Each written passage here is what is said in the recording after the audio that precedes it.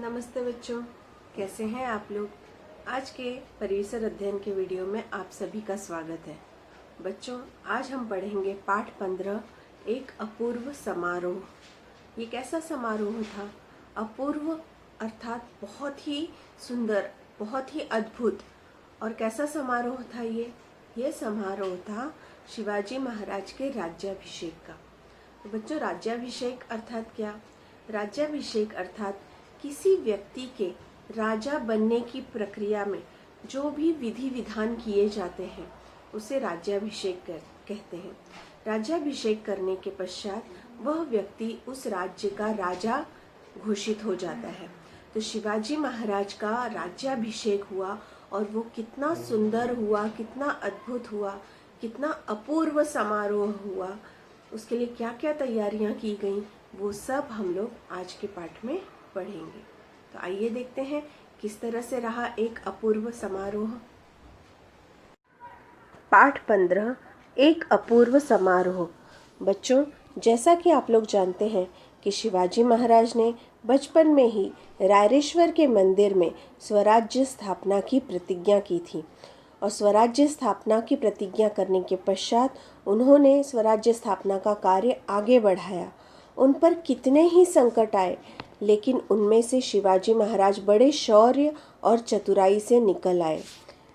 बाजी प्रभु, मुरारबाजी, तानाजी आदि वीरों ने स्वराज्य के लिए लड़ते लड़ते अपने प्राण गंवाए और अंत में स्वराज्य का निर्माण हुआ, जिसकी प्रतिज्ञा शिवाजी महाराज और उनके साथियों ने रायरेश्वर के मंदिर में की थी।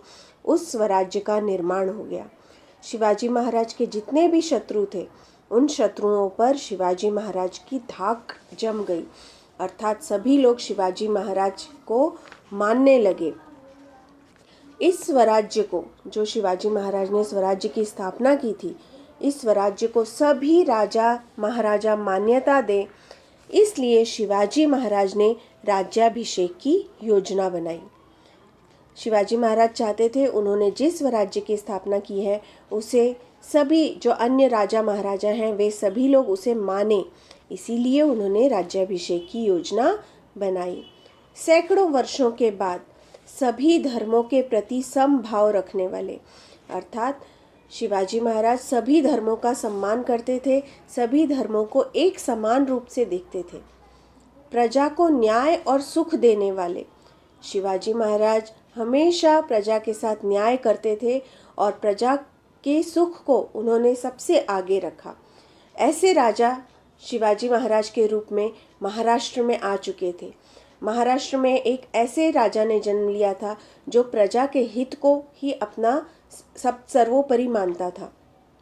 तो ऐसे राजा का महाराष्ट्र में जन्म हुआ है, स्वराज्य का निर्माण हुआ है। इस बात का पता पूरे संसार को चले, सभी लोग इस बात को जान लें, इसलिए शिवाजी महाराज ने राज्याभिषेक करवाने का निश्चय किया।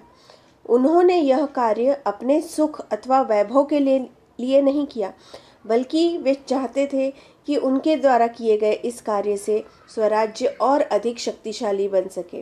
क्योंकि जब अन्य राजा महाराजा स्वराज्य को, शिवाजी महाराज के राज्य को राजा एक स्वतंत्र राज्य के रूप में मानने लगेंगे, शिवाजी महाराज को एक राजा मानने लगेंगे, तो उनका राज्य अपने आप शक्तिशाली हो जाएगा। अब स्वराज्य के लिए राजधानी भी होनी चाहिए, बिना राजधानी के राज्य कैसा, इसीलिए शिवाजी महाराज ने राजधानी के लिए रायगढ़ को चुना। रायगढ़ महाराष्ट्र का एक सुदृढ़ किला था। रायगढ़ से स्वराज्य की देखभाल करना सरल था और साथ ही शत्रु पर निगरानी रखना भी सरल था। शिवाजी महाराज ने चिपलूण जाकर अपनी सेना का निरीक्षण किया। फिर इसके पश्चात शिवाजी महाराज प्रतापगढ़ में आए। प्रतापगढ़ में भवानी माता के दर्शन किए। बड़े भक्तिभाव से उन्होंने सोने का छत्र भवानी माता को अर्पित किया। इसके पश्चात शिवाजी महाराज ने राज्याभिषेक की तैयारी शुरू कर दी। राज्याभिषेक के लिए शिवाजी महाराज ने सोने का सिंहासन बनवाया और उसमें बहुमूल्य रत्न जड़वाए। उस सिंहासन पर शुभ्र छत्र लगवाया।